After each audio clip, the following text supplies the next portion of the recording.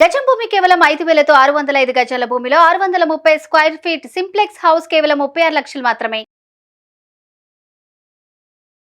Hi hello నమస్తే, welcome back to our channel. ఈరోజు మనతో ఉన్నారు ఫైనాన్స్ అండ్ బిజినెస్ కోచ్ అయిన గురుకిరణ్ గారు. సార్తో మాట్లాడుతాం. Hi sir. సార్, పీపీఎఫ్ ద్వారా ఎంత సంపాదించవచ్చు అంటారు? ఎందుకంటే రీసెంట్గా నేను పీపీఎఫ్ ద్వారా ఎంతైనా సంపాదించవచ్చు, 30 కోట్ల కార్పస్ నేను సంపాదించాను అనే టెస్టిమోనియల్స్ చూస్తూ ఉన్నాను అనమాట. దీనికి సంబంధించి మీరు వివరణ ఇస్తారా? పీపీఎఫ్ అసలు పీపీఎఫ్ అంటే ఏంటి? పీపీఎఫ్ అంటే పబ్లిక్ ప్రావిడెంట్ ఫండ్. ఓకే, దీని ద్వారా ఒక 4 కోట్లు సంపాదించవచ్చు అంటే ఎట్లా ఉంటుంది? 4 కోట్ల రూపాయలు మీరు పెట్టుబడి పెట్టేది ఓన్లీ 1,50,000. ఓకే, 1,50,000 పెట్టుబడికి మీరు 4 కోట్లు వస్తాయి. అంటే 1,50,000 క్యాపబిలిటీ ఉంది కాబట్టి నాకైతే చాలా ఆశగా ఉంది సార్. అంటే బేసిక్గా మన ఆడియన్స్ కూడా తప్పకుండా ఈ ప్లాన్ వాళ్ళకి నచ్చవచ్చు. నేను చెప్పేది ఇప్పుడు 1,50,000 అనేది దీనిలో పాయింట్, ఫస్ట్ పాయింట్. పీపీఎఫ్లో మీరు 1,50,000 కంటే ఎక్కువ పెట్టారు కాబట్టి నేను 1,50,000 అన్నా. మీకు అర్థమవుతుందా? 1,50,000 కంటే ఎక్కువ పెట్టొచ్చు, కానీ దానికి ఇంట్రెస్ట్ ఇవ్వరు గవర్నమెంట్. ఇది పీపీఎఫ్ అనేది గవర్నమెంట్ ఆఫ్ ఇండియా దానికి సంబంధించింది కాబట్టి గవర్నమెంట్ ఫండ్ ఇది. ఓకే, దీనికి 8% వరకు ప్రయాణం మీకు ఇంట్రెస్ట్ ఇస్తారు. ఓకే, దీనిలో మైనర్, ఫర్ ఎగ్జాంపుల్ మీతో పాటు మైనర్ కూడా మీరు దీంట్లో అకౌంట్ ఓపెన్ చేసి మీరు పీపీఎఫ్ అమౌంట్ ఇన్వెస్ట్ చేసుకోవచ్చు. మ్యాక్సిమం 1.5. అయితే కొన్నిసార్లు కొంతమంది డౌట్ వస్తుంది. ఎట్లా అంటే, నాకు 1,50,000 ఉంది, మా పాప బాబా ఎవరో ఉన్నారు, మైనర్ ఉన్నారు, వాళ్ళతో కూడా ఒక ఇన్వెస్ట్మెంట్ పెట్టిస్తాను, 3 లక్షలు అవుతుంది కదా అంటే, నో, గవర్నమెంట్ ఆఫ్ ఇండియా అట్లా ఇవ్వదు. 1.5 వరకు మాత్రమే మీకు ఇంట్రెస్ట్ ఇస్తుంది, మిగిలిన అమౌంట్కి ఇంట్రెస్ట్ ఇవ్వదు. ఇంకోటి, ఇది lock in period minimum 15 years ఉంటుంది. ఓకే ఓకే, 15 ఇయర్స్ వరకు లాక్ ఇన్ పీరియడ్ ఉంటుంది. సో నేనేమంటానంటే, ఈ 4 crores చెప్పాను కదా, దాదాపు నేను 4 కోట్లు ఎట్లా సంపాదించుకోవచ్చు అంటే, ఫస్ట్ది మీరు 1,50,000 రూపాయలు ఏదైతే ఉందో ప్రయాణం మీరు పే చేస్తారా, ఇన్వెస్ట్మెంట్ పెట్టారా పక్కన పెట్టండి. లేదు, మంత్లీ ఏదైనా కానీ మ్యాక్సిమం 1.5 వరకు మీరు ఇన్వెస్ట్మెంట్ పెట్టుకొని ప్లాన్ చేసుకోండి. ఒక 15 ఇయర్స్ 16 ఇయర్స్ వరకు ఉంటుంది లాక్ ఇన్ పీరియడ్ కాబట్టి, అప్పటి వరకు మీకు ఎంత అవుతుందంటే దాదాపు 50 lakhs వరకు అవుతుంది. అది ఏది మీ ఇంట్రెస్ట్ కలుపుకొని మీరు కట్టే అమౌంట్ మొత్తం కలుపుకొని 50 lakhs 48 lakhs వరకు అవుతుంది. నేనేమంటున్నానంటే, దీంతో పాటు దీన్ని కొద్దిగా ఎక్స్టెండ్ చేసుకోండి. ఇప్పుడు నేను జాబ్ చేస్తున్నాను, నాకు 29 years అండి అనుకుందాం, ఎగ్జాంపుల్ చెప్తాను. నాకు 29 years కాదు, ఒక 29 years కుర్రోడు అతను జాబ్ వచ్చిన వెంటనే పీపీఎఫ్లో కనుక ఇన్వెస్ట్ చేస్తే అతను 60 years వచ్చేసరికి, అంటే 15 years ఇది ఒక మొత్తం 60 years వచ్చేసరికి అతను రిటైర్మెంట్ అయ్యేసరికి అతనికి he will get 4 crores. For example 40 ఏళ్ళకి అతనికి అవసరం ఉంది అనుకుందాం, ఇతను విత్డ్రా చేసుకోవచ్చు. ఆఫ్టర్ 5 years తర్వాత he can partial withdraw that amount. Okay, minimum 5 years wait చేయాలి. No problem. ఓకే, 2 years వరకు ఇంకో హైలైట్ ఏంటంటే, 2 years తర్వాత మీరు అగెనెస్ట్ లోన్ కూడా తీసుకోవచ్చు. దీంట్లోనే దీన్ని ఆధారంగా పెట్టుకొని లోన్ తీసుకోవచ్చు. ఆఫ్టర్ 5 years మీరు పార్షియల్ విత్డ్రా చేసుకోవచ్చు. లేదు, ఫుల్ విత్డ్రా చేద్దాం అనుకోండి. ఫుల్ విత్డ్రా ఎప్పుడు చేస్తారంటే, వీళ్ళు ఒకవేళ అతనికి ఏమన్నా డెత్ బెనిఫిట్ లాంటివి ఏమైనా అయితే అప్పుడు ఒకటి, లేదు ఫారెన్ వెళ్ళిపోతున్నాను నేను, ఇక్కడ ఏం ఉండట్లేదు అన్నప్పుడు అప్పుడు ఫుల్ విత్డ్రా ప్లాన్ చేసుకోవచ్చు. బట్ విత్డ్రాలు పెట్టకుండా దీన్ని మీరు ఇన్వెస్ట్మెంట్ కింద పెట్టుకొని పక్కన పెట్టుకుంటే you will get good amount of returns. Retirement easy చేసుకోవచ్చండి.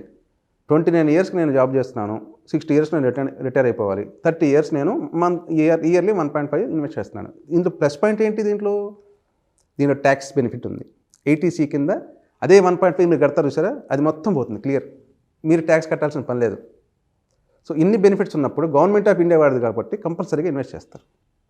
4 crores మీ చేతిలో ఉంటాయి. ఇది వండర్ఫుల్ సార్. అండ్ ఇందులో ముఖ్యంగా 30 years గ్యాప్, 40 years గ్యాప్ అనేది కనిపిస్తున్నా కానీ కనిపించే అమౌంట్ కూడా అంతకన్నా డబుల్ ట్రిబుల్ ఉంది కాబట్టి కాంపౌండింగ్ అవుతుందండి. మీకు ఇంట్రెస్ట్ ఇస్తాడు, దాని మీద మళ్ళీ కాంపౌండింగ్ అవుతూనే ఉంది కదా, గవర్నమెంట్ ఆఫ్ ఇండియా వాళ్ళది కదా. సో అది మెయిన్ పాయింట్.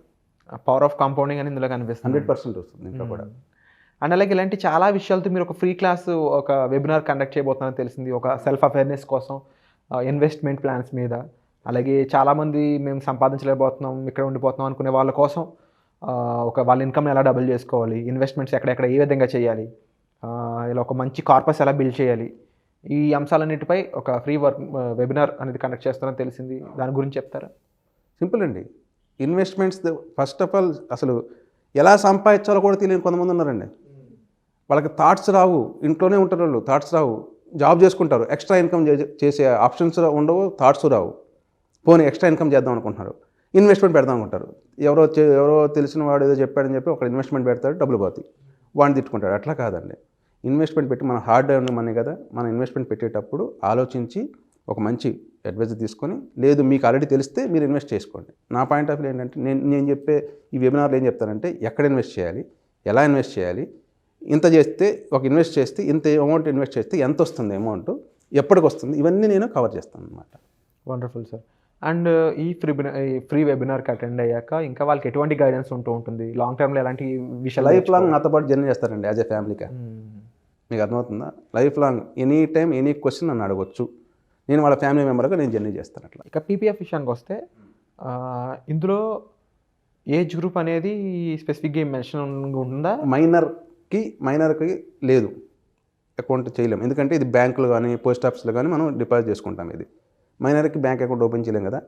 దానికి ఎవరు గ్యారెంటర్ ఉంటారు, అంటే వాళ్ళు మీ పేరెంట్ కానీ ఎవరైనా కానీ గార్డియన్ ఉంటారు, వాళ్ళు అకౌంట్ ఓపెన్ చేస్తారు ఆన్ బిహాఫ్ ఆఫ్ మైనర్ పేరు మీద. అండ్ ఇన్ కేస్ మీరు ఎక్కువ కూడా చేసుకోవచ్చు అన్నారు, కాకపోతే ఇంట్రెస్ట్ రాదని చెప్పారు. ఫర్ ఎగ్జాంపుల్ కొంతమంది 50,000 చేసుకోగలం అనుకున్నారు అనుకుందాం, వాళ్ళకి కూడా మంచి కార్పస్ బిల్డ్ అవుతుంది, ఆటోమేటిక్ బిల్డ్ అవుతుంది కదా. ఇప్పుడు 50,000 ఉంది, 50,000 మీరు క్యాలిక్యులేట్ చేసుకుంటే మీకు 1.5కి మీకు 50 lakhs 40 lakhs అని చెప్పాను కదా. అకార్డింగ్లీ దాని ప్రకారం మీరు పర్ యానం ఇంత వస్తుంది. మీకు మినిమం 16 years వెయిట్ చేస్తాము. ఆ తర్వాత మళ్ళీ 15 years మీరు ఎక్స్టెండ్ చేసుకోగలిగితే టోటల్ అమౌంట్ మీకు 50,000కి నాకు తెలిసి 1.5 వరకు రావచ్చండి. 1 crore మినిమం వస్తుంది. 1 crore minimum compulsory, minimum 1 crore పక్కా. సో ఇందులో 5 years తర్వాత పార్షియల్ విత్డ్రావల్ అన్నారు కదా. అవును. అంటే ఎంత తీసుకునే అవకాశం ఉందంటారు? ఓకే, అది హైలైట్ ఏంటంటే పార్షియల్ విత్డ్రావల్ కూడా పర్ఫెక్ట్ రీజన్ ఉండాలి.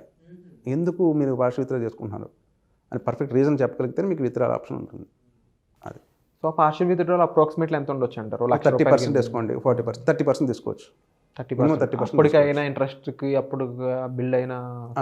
అయితే దీంట్లో పాయింట్ ఏంటంటే మీరు విత్డ్రా చేసుకుంటారు కదా, దీనికి మీరు ఫర్ ఎగ్జాంపుల్ లోన్ తీసుకున్నాం అనుకున్నాం, లోన్కి మీరు అగెనెస్ట్గా మీరు ఇంట్రెస్ట్ పే చేయాలి కదా. ఇప్పుడు అదే పీపీఎఫ్లో బ్యాంక్ వాడు మీకు 8% ఇస్తున్నాం అనుకున్నాం, పీపీఎఫ్ వాడు మీరు అగెనెస్ట్ ఇంకా 2% ఎక్స్ట్రా కలిపి మీరు కట్టాలి లోన్ తీసుకుంటే. ఎక్స్ట్రా 2%, అంటే మీకు 10% అనుకుందాం లోన్ ఇంట్రెస్ట్ 10%, మీకు ఇక్కడ you are getting 8%. So extra 2% మీరు కలిపి రివర్స్గా లోన్ రీపేమెంట్ చేయాలి అగెనెస్ట్ పీపీఎఫ్కి. అట్లానే సేమ్ పార్షియల్ విత్డ్రాల్ కూడా మీరు విత్డ్రా చేసుకోవచ్చు, 30% విత్డ్రా చేసుకోవచ్చు. సో దానికి ఎటువంటి విత్డ్రా కదా, withdrawal is there is no repayment. అప్పుడు మిగిలిన దానికి మాత్రమే క్యాలిక్యులేట్ ఇంట్రెస్ట్ క్యాలిక్యులేట్ అవుతుంది ఆటోమేటిక్గా. వండర్ఫుల్ సార్, ఒక మంచి ఆప్షన్ అయితే ఇక్కడ మీరు చెప్పడం జరిగింది. అండ్ ఇలాంటి మరిన్ని విషయాలు మీరు తెలుసుకోవాలనుకున్నట్లయితే ఫ్రీ వెబినార్లో మీరు పార్టిసిపేట్ చేసి తెలుసుకోవచ్చు. దానికి సంబంధించిన వివరాల కోసం మీరు డిస్ప్లే అవుతున్న నెంబర్స్ కాల్ చేసి ఇన్ఫర్మేషన్ తీసుకోవచ్చు. Thank you so much sir.